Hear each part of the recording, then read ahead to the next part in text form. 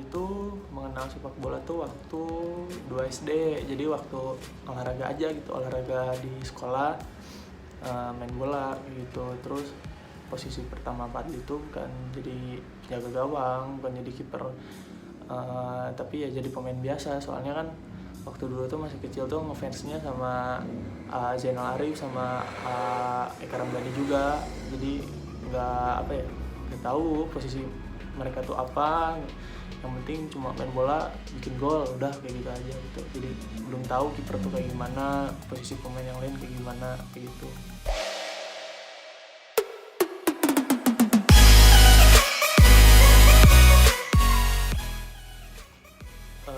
Kalau yang mengenalkan ke sepak bola sih ya ada sih sebenarnya, cuma waktu masih kecil tuh kan nonton bola tuh di TV, pertandingan Persib uji coba tuh lawan Ulsan Hyundai kalau nggak salah tuh, yang skornya 2-2. Nah terus di situ keesokan itu nyoba-nyoba main bola gitu sama anak-anak di belakang rumah pada main. Terus ya yang mengenalkan kiper sih sebenarnya nggak ada juga, itu murni kepengen sendiri aja jadi kiper tuh. Karena yang pertama tuh selain dipaksa ditumbalin buat jadi kiper karena anak baru, emang ada dorongan dari sendiri gitu pengen jadi kiper. Terus kata ayah sih Fadli tuh punya garis turunan dari kakek, katanya kakek tuh juga dulu kiper. Jadi Fadli tuh ada titisan lah dari kakek jadi kiper tuh. Walaupun ya Fadli nggak tahu sih almarhum kakek tuh pernah main di tim mana, ya wallahualam belum tahu. Tapi katanya ya itu ada turunan dari kakek.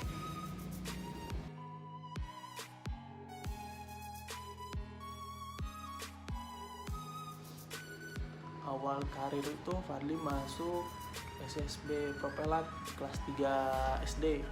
Terus lanjut lagi pindah kelas 4-nya itu ke SSB Diana. Nah dari Diana agak lama sih, sampai kelas 6 sampai kelas 2 SMP itu pindah ke Jatira itu dari kelas 6 sampai 2 SMP. Terus dari kelas 3-nya sampai kelas 1 SMA tuh lebih seringnya di futsal sih, tapi kelas 1 SMA itu juga masuk SSB di Tunas Riko. Nah waktu itu lagi semangatnya itu latihan tuh, tapi kan karena PSSI di banded jadi nggak ada event gitu kan buat kelompok umur, hanya tadi balik lagi ke futsal. Nah terus jalan kelas 2 masih futsal, 3 SMA baru Fadli daftar lagi ke SSB Sasko. Nah di Sasko waktu itu ada seleksi buat tim Suratin Kota Bandung, namanya Bandung Legend. Nah di Bandung Legend alhamdulillah masuk. Terus ikut Suratin itu juara 3 Jabar. Terus dari situ sempat masuk ke Diklat Persib 19, nggak lama juga sih. Dari udah habis itu Fadli masuk kuliah, di kuliah juga aktif main bola sama UKM UPI. Nah dari situ ikut latihan, ada seleksi PSIS U19, berangkat ke Semarang. Awalnya sih gagal di tahap akhir. Terus Fadli nyoba lagi seleksi di Bayangkara. Nah di Bayangkara juga sama nggak masuk, dicoret. Ya qadarullah ada panggilan lagi ke PSIS tuh waktu itu. Fadli berangkat ke sana, terus 3 hari di sana trial. Sebenarnya trialnya seminggu sih, cuma Fadli nggak betah waktu itu tuh karena situasi sama kondisi Semarangnya jauh lah gitu sama Bandung, jadi masih belum betah. Fadli izin pulang, mengundurkan diri. Nah terus 2 bulan kemudian apa beberapa bulan lah kemudiannya tuh PSIS U19 tuh uji coba sama Diklat Persib di Bandung, mainnya di Secapa. Jadi berangkat aja ke sana nonton, ya sekalian silaturahmi karena pernah di Persib, terus silaturahmi juga sempat di PSIS. Tapi alhamdulillah waktu itu Coach Haji Ridwan kabarin lagi tadi gimana, mau balik lagi nggak, kayak gitu ya. Alhamdulillah tadi nggak pikir-pikir panjang gitu, langsung ya udah gitu. Tadi berangkat lagi. Terus itu mungkin takut Fadli kemana-mana lagi, langsung dikasih kontrak di 19-nya tuh. Terus habis selesai event U19, Fadli dipanggil untuk trial di senior buat Piala Indonesia waktu itu. Habis Piala Indonesia, Fadli diperpanjang lagi, coba lagi buat di Piala Presiden. Habis Piala Presiden, alhamdulillah dikasih kontrak untuk Liga 1 Liga Shopee 2019 kayak gitu. Jadi ceritanya kayak gitu. Sampai sekarang alhamdulillah dikontrak sampai 2021 selama 3 tahun.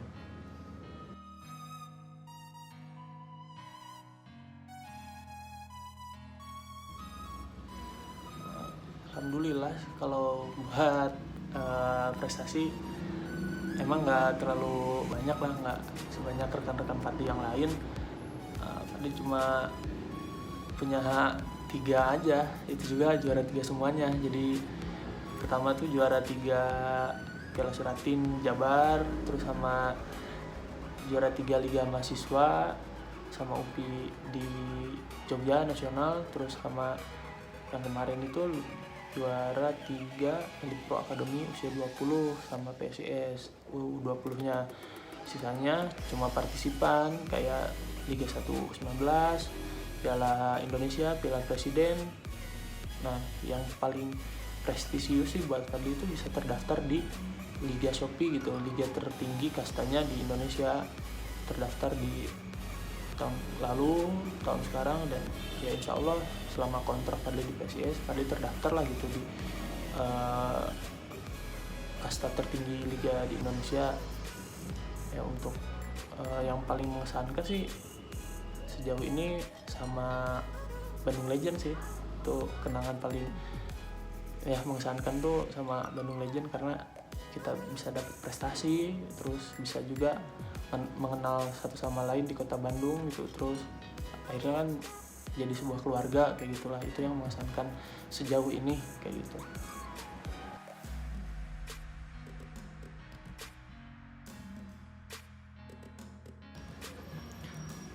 Buat langkah-langkah sih sebenarnya sama aja kayak rekan-rekan kita yang belum mempunyai rezeki bisa naik ke level profesional. Yang pertama ya tetap kita harus latihan, karena kata pelatih Fadli dulu, rezekinya pemain bola tuh adanya di lapangan, gak di mana-mana. Jadi ya kita harus sering ke lapangan, dalam artian kita ke lapangan itu harus rajin latihan, karena di tempat latihan atau di lapangan tuh tempat kita berikhtiar itu untuk sebuah proses untuk lebih baik, berkembang. Nah nanti kan Allah itu lihat lah gitu kan proses kita tuh seperti apa, sejauh gimana, keinginan tekadnya tuh sebesar apa. Nah disitu yang menjadi poin pertama tuh, kita harus sering latihan, terus jangan malesan, karena guru Fadli dulu bilang nggak akan pernah ada ceritanya orang yang malas-malesan, leha-leha itu jadi orang sukses. Nah, itu sebuah ujangan dari guru Fadli waktu Fadli masih SMA. Terus yang terakhir adalah sabar akan berproses, karena menurut Fadli itu rekan-rekan Fadli waktu yang sebaya itu ya banyak sekali pemain yang hebat, punya teknik bagus, terus punya skillnya bagus, posturnya bagus, tapi mereka itu seolah-olah termakan oleh perkembangan, oleh pergaulan. Jadi ya harus sabar lah sama proses kita berlatih itu, karena yang menjadi hantu buat pemain-pemain muda yang baru berkembang itu adalah sebuah kejenuhan. Jadi seberapa pinter kita gitu, kalau kita rasa diri kita bagus tapi mental kita jelek gitu, nanti kejenuhan itu akan memakan diri kita sendiri nantinya tuh. Makanya harus sabar. Kalau kita udah main bola tuh belum punya tim tuh bener-bener harus sabar gitu, harus terus berlatih, sabar, jangan terbawa arus pergaulan, karena itu PR-nya tuh buat pemain-pemain yang nanti usianya udah naik ke 17 tuh, tantangannya di situ, pergaulan itu sendiri. Makanya harus bersabar, punya kesabaran, punya waktu prioritas. Nah ini yang menjadi kepentingan buat adik-adik nanti yang ingin menjadi pemain profesional tuh harus mempunyai waktu prioritas. Kita itu pengen jadi pemain bola tuh, prioritas kita itu waktunya latihan, ya harus latihan. Waktu kosong ya dipakai buat latihan, karena kebutuhan kita itu, prioritas kita menjadi pemain bola ya itu harus menjadi kan sewaktu waktu kosong tuh menjadi apa ya, buat berkembang diri kita sendiri lah gitu, buat prioritas kita sendiri. Artinya sabar berproses, jadikan banyak waktu prioritas untuk latihan gitu.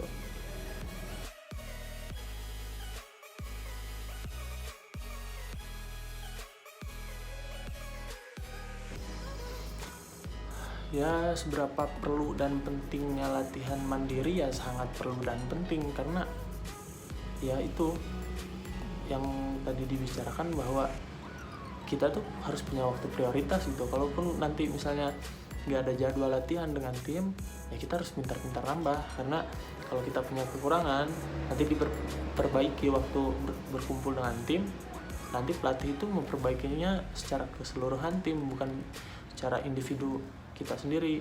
Nah kalau Fadli dulu kalau ada waktu libur latihan, Fadli merasa kurang di bagian apanya, Fadli komunikasikan dengan pelatih untuk menutupi kekurangan dari Fadli ini, latihannya seperti apa. Nanti pelatih kirim, ini latihannya kayak gini nih, buat kekurangan kamu tuh ini latihannya gini, lakuin ini gitu. Itu sangat membantu lah, sangat penting, karena kalau udah berkumpul dengan tim susah kita membuat koreksi diri kita sendiri untuk diperbaikinya tuh susah, untuk memperbaiki latihannya seperti apa itu susah. Makanya penting sekali buat latihan mandiri, latihan sendiri itu sangat-sangat penting.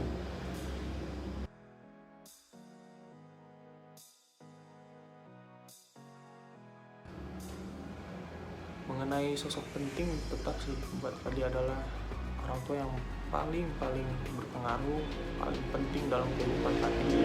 Karir Fadli itu tetap orang tua, karena walaupun Fadli jauh dari orang tua, tetapi doa-doa mereka tuh yang melindungi Fadli gitu di sana. Bahkan membututi Fadli dari belakang itu doa-doa orang tua. Terus dari keluarga terdekat, kalau misalkan lagi libur pulang ke Bandung,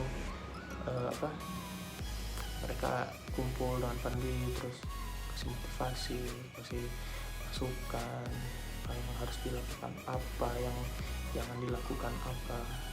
Itu dari keluarga terdekat lah, kayak om, terus rekan-rekan kecil, terus rekan-rekan waktu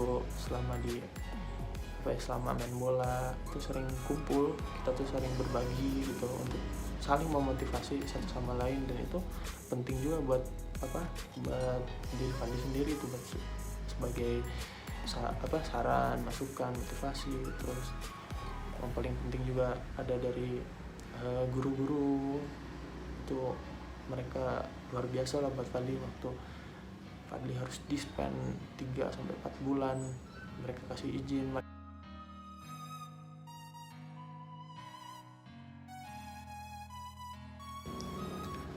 Pesan untuk para penjaga gawang hebat nanti di masa depan, jangan lupakan 3 aja ya. Yang pertama latihan, kedua ibadah, ketiga berdoa. Kalau kalian latihan, ibadah, terus tapi kalian tidak berdoa meminta, percuma. Kalau kalian latihan, kalian berdoa, kalian tidak ibadah, percuma. Kalau kalian ibadah, kalian berdoa, kalian gak latihan, percuma juga. Jadi harus latihan. Setelah latihan, sebagai proses buah ikhtiar, kalian ibadah seperti antar sesama, menghargai seseorang, menghargai lingkungan, hubungan baik dengan tetangga, hubungan baik dengan orang-orang, hubungan baik dengan orang tua, itu kan sebuah ibadah juga, di samping dengan sholat kayak gitu. Terus terakhir adalah kalian berdoa. Setelah kalian lakukan ikhtiar, kalian berbuat baik, beribadah antar sesama, antar tetangga yang kayak tadi, kalian berdoa untuk meminta, insya Allah apa yang kalian inginkan dari ikhtiar yang kalian lakukan, insya Allah bakal dikabulin dan kalian akan menjadi kiper hebat nanti di masa depan, insya Allah.